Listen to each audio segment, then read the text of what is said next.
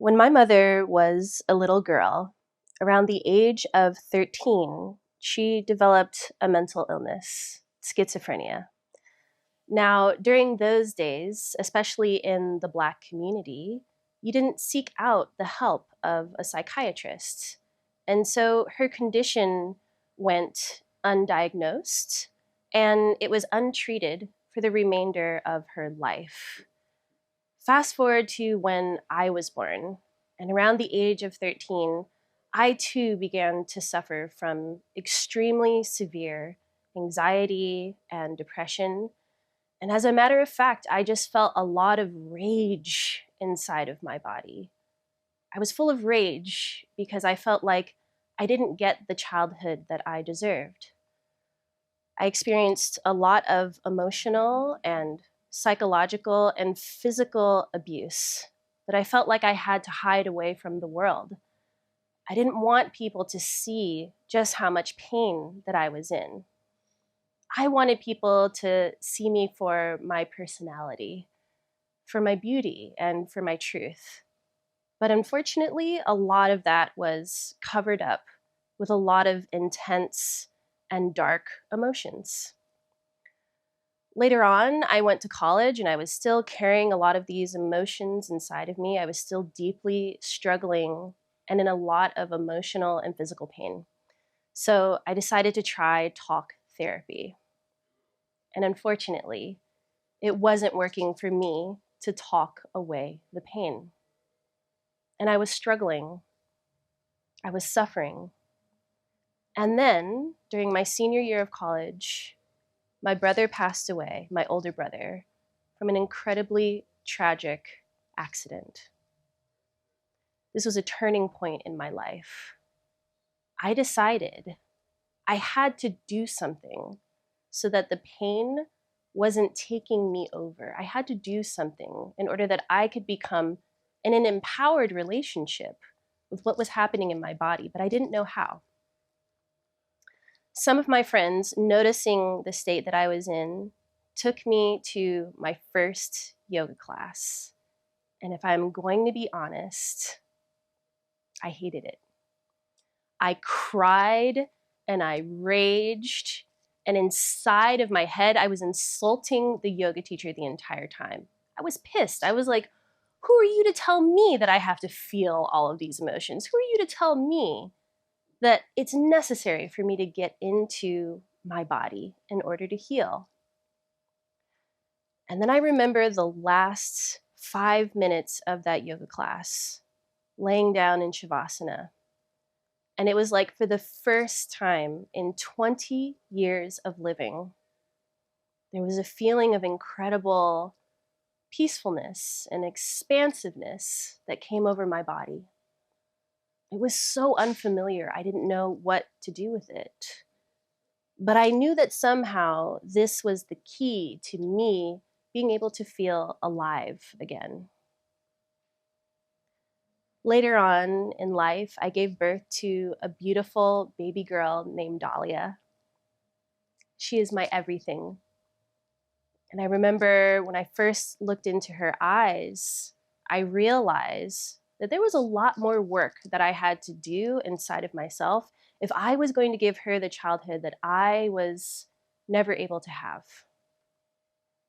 And there were times over the course of her now 14 years of life that I was really stressed out. I was a single mother trying to get my PhD. There were times when this stress caused me to slip into reactivity, right? And anger, that old rage that I felt. There were times when that old rage that was coursing through my body so constantly as a child would come up in response to her incredibly childlike curiosity, the ways in which children will fumble and bumble around, and yes, they will push against your boundaries. But my practice of yoga, as well as meditation, had done something to transform me internally.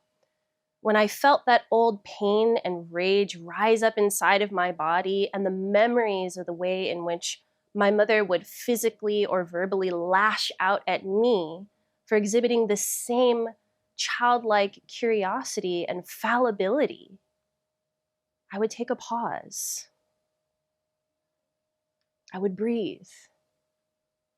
I would connect with my body. And it was in the space of that sacred pause that I would come home to myself, and I would make a different choice with her. I would turn towards her with curiosity instead of anger. I would get down on my knees to her level, and I would seek to empathize. I would seek to understand where she was coming from. This was truly the beginning of healing intergenerational trauma inside of my own family. Now, what was happening inside of the space of those yoga classes that I was attending?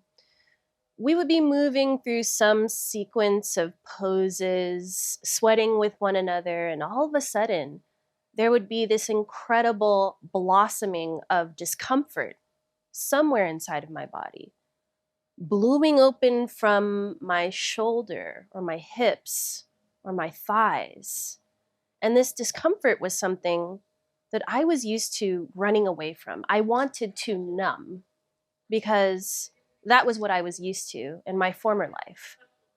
And then I would hear the gentle and compassionate instructions of the yoga instructor asking us to stay with these emotions. Sometimes there would be a painful memory that would arise in my mind at the same time that I was experiencing this discomfort inside of my body. And I began to have a very different relationship with myself. I would talk to my shoulder, to my hip, to my elbow, wherever the pain was arising from, and I would say very gently, I am with you. I see you. I hear you. I'm not going anywhere. I love you. This was the beginning of me developing real empathy, real compassion for my own embodied experience. And it was deeply meaningful because it meant I was opening myself up to a greater capacity to love myself, even when I was experiencing incredible pain and discomfort.